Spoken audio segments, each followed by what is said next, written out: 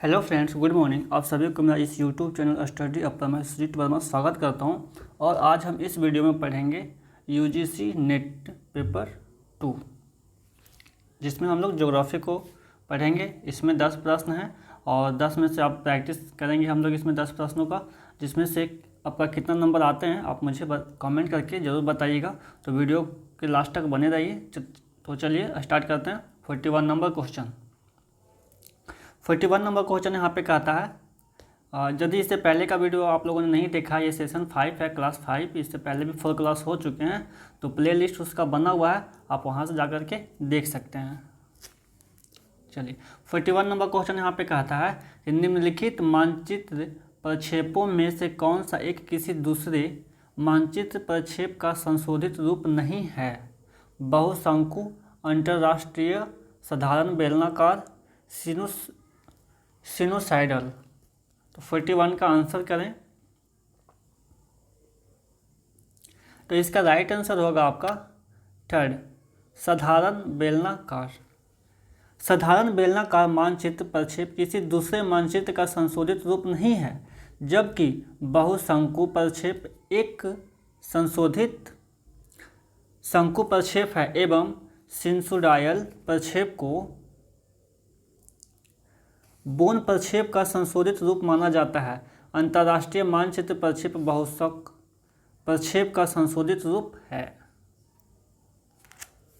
तो चलिए नेक्स्ट प्रश्न की ओर चलते हैं, 42 नंबर। और 42 नंबर प्रश्न यहाँ पे कहता है, प्राप्ति अवस्था के आधार पर निम्न में से कौन सी स्थलाकृति अन्य से भिन्न है?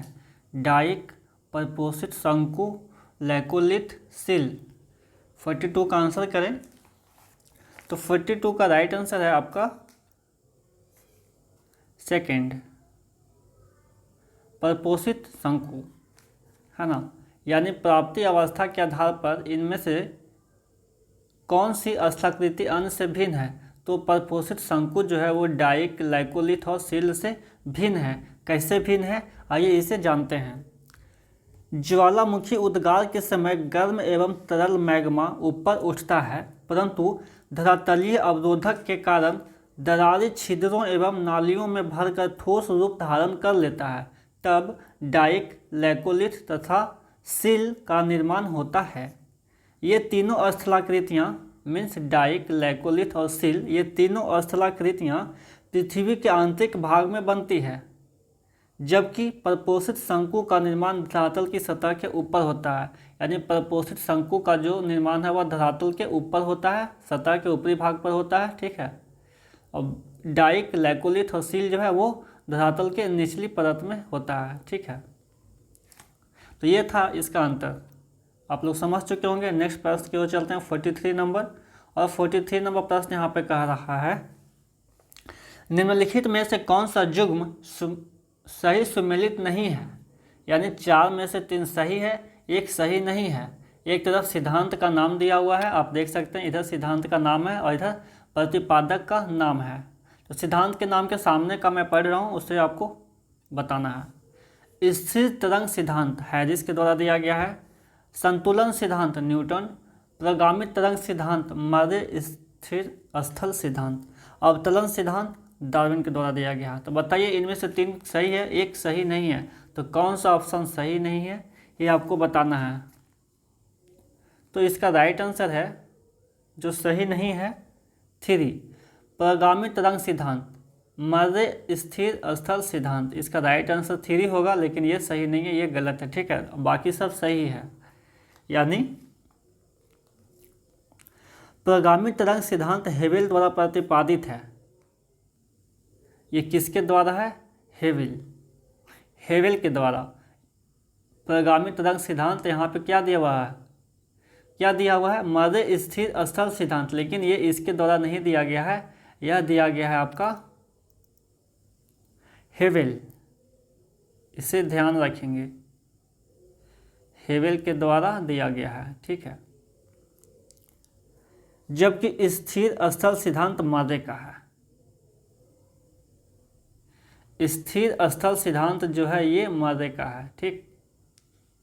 तो स्थिर तरंग सिद्धांत हैरिस, संतुलन सिद्धांत न्यूटन, प्रगामी तरंग सिद्धांत हेवेल और स्थिर स्थल सिद्धांत मर्रे, और अवतलन सिद्धांत डार्विन। तो ये था इसका सही। चलिए नेक्स्ट प्रश्न की तरफ चलते हैं। 44 नंबर। आप लोग काउंटिंग भी करते जाइएगा कौन सही हो रहा कौन गलत हो रहा। निम्न कथनों पर विचार कीजिए और बताइए कि निम्न में से कौन सा सत्य है। जियोग्राफी शब्द का प्रयोग टॉलमी द्वारा किया गया था। कॉस्मॉस के लेखक कार्ल रिटर थे। रैटजेल ने जैव संस्कृति की परिकल्पना का प्रतिपादन किया था। रिचथोफेन चीन पर अपने उत्कृष्ट ग्रंथ के लिए प्रसिद्ध थे। तो 44 का कौन सा सत्य है ये आपको बताना। 3 गलत है, 1 सत्य है। तो 44 का आंसर बताइए। तो 44 का राइट आंसर है आपका 4। रिचथोफेन चीन पर अपने उत्कृष्ट ग्रंथ के लिए प्रसिद्ध थे। ठीक है, इसका राइट आंसर है 4। बाकी ये तीनों गलत हैं। तो आइए सभी के बारे में जानते हैं। जियोग्राफी शब्द सर्वप्रथम इरेटोस्थनीज द्वारा प्रयोग किया गया था। क्वेश्चन आप समझ गए ना। तो चलिए क्वेश्चन यहाँ पे ढक जा रहा है तो मैं ऑप्शन नंबर 1 से डिस्क्रिप्शन कर रहा हूँ। चलिए इसे नीचे ले लेते हैं, आ गया। यानी जियोग्राफी शब्द का प्रयोग किसके द्वारा किया गया था? टॉलमी के द्वारा नहीं किया गया था। कौन थे? इरेस्टोथनीज।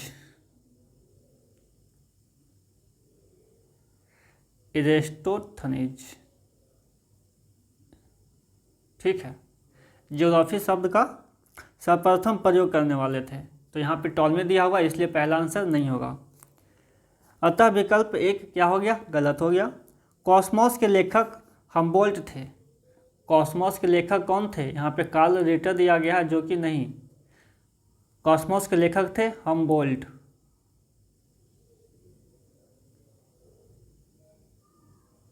ठीक है, कॉस्मॉस के लेखक थे हम्बोल्ट, न कि कार्ल रिटर। अतः विकल्प 2 भी गलत हो गया।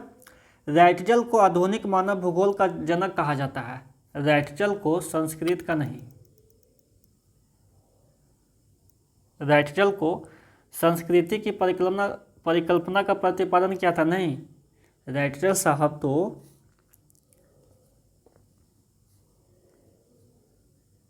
आधुनिक मानव भूगोल का जनक कहा जाता है रैटजेल को। ठीक है, आधुनिक मानव भूगोल का जनक।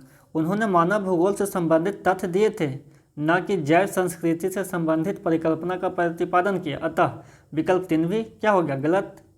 रिचथोफेन ने चीन के विस्तृत अध्ययन के पश्चात चीन का भूगोल नामक पुस्तक की रचना की। रिचथोफेन चीन, याद रखिएगा।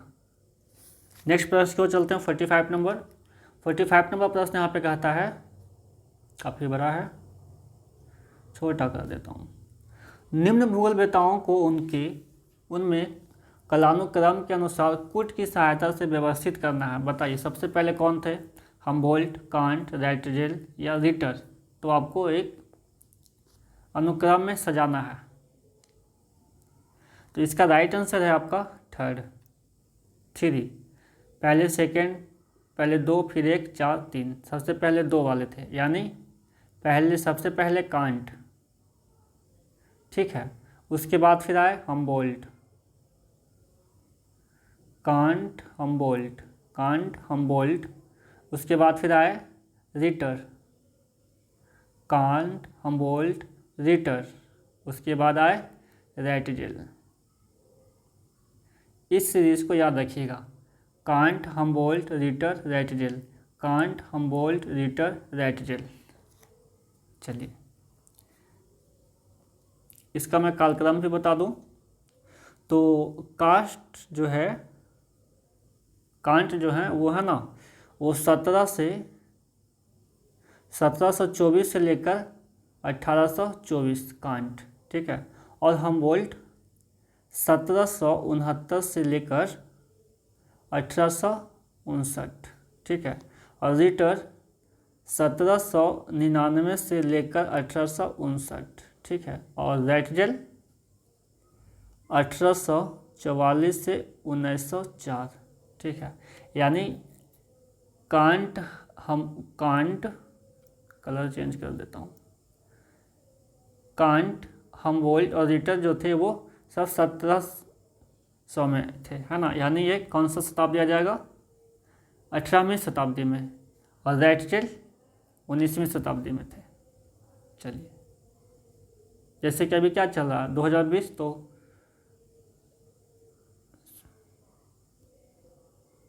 ठीक है। चलिए नेक्स्ट प्रश्न की ओर आते हैं।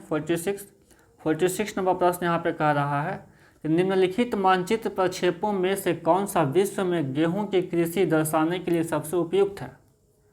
समक्षेत्र बेलनाकार, मालवीड, साइनोसॉइडल, मर्केटर। 46 का आंसर करें तो इसका राइट आंसर है आपका सेकंड, मालवीड।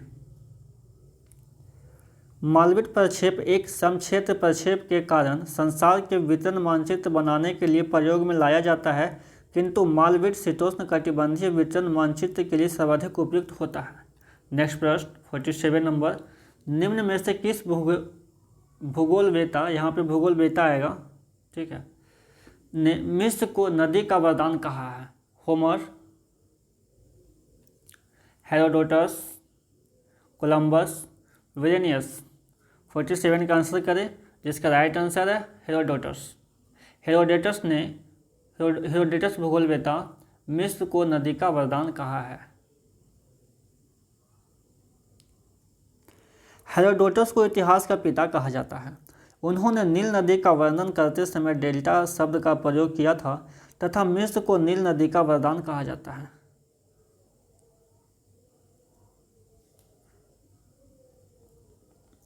जबकि होमर प्रसिद्ध यूनानी और संभवतः प्रथम कवि था, वेरेनियस ने भूगोल को सामान्य और विशिष्ट दो भागों में बांटा था। कोलंबस अमेरिका का खोज करता था। चलिए नेक्स्ट प्रश्न की तरफ चलते हैं। 48 नंबर प्रश्न यहाँ पे कहता है, निम्नलिखित में से किस प्रकार के बादल आने वाले चक्रवात का सूचक होते हैं। पछाव मेघ, पछाव स्तरीय मेघ, मध्य स्तरीय मेघ या वर्षा स्तरीय मेघ। बताइए, निम्नलिखित में से किस प्रकार के बादल आने वाले चक्रवात का सूचक होते हैं। पछाव मेघ, पछाव स्तरीय मेघ, मध्य स्तरीय मेघ, वर्षा स्तरीय मेघ। 48 का आंसर करें तो इसका राइट आंसर होगा आपका सेकंड, दूसरा नंबर, पछाव स्तरीय मेघ। पछाव स्तरीय मेघ, तो पछाव स्तरीय मेघ से मतलब पछाव स्तरीय मेघ प्रकार के बादल से आने वाले चक्रवात के सूचक होते हैं। पछाव स्तरीय मेघों की आकृति पतली चादर के समान होती है, जिसके फैलने पर समस्त आकाश दूधिया हो जाता है और दूध जैसे दिखाई देता है। पछाव स्तरीय के आने पर सूर्य तथा चंद्रमा के चारों ओर आभा मंडल बन जाते हैं। ये मेघ झंझावतों के आगमन के सूचक होते हैं। तो चलिए नेक्स्ट प्रश्न की ओर चलते हैं। विश्व की निम्नलिखित झीलों में से किसका क्षेत्रफल सर्वाधिक है। बैकाल, टिटिकामा, चाड, निकारागुआ। 49 का आंसर करें। 49 का राइट आंसर है आपका फर्स्ट, बैकाल। बैकाल झील रूस में स्थित है। बैकाल झील कहाँ स्थित है, रूस में स्थित है, ठीक है।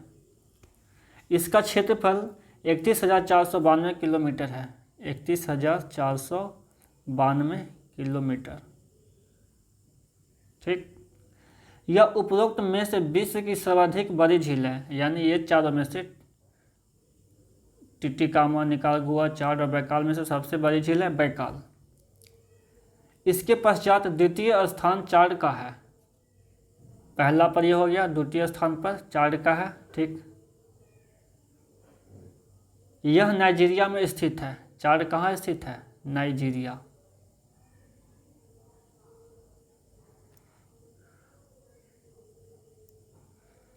चाड, बैकाल कहाँ, रूस, चाड नाइजीरिया।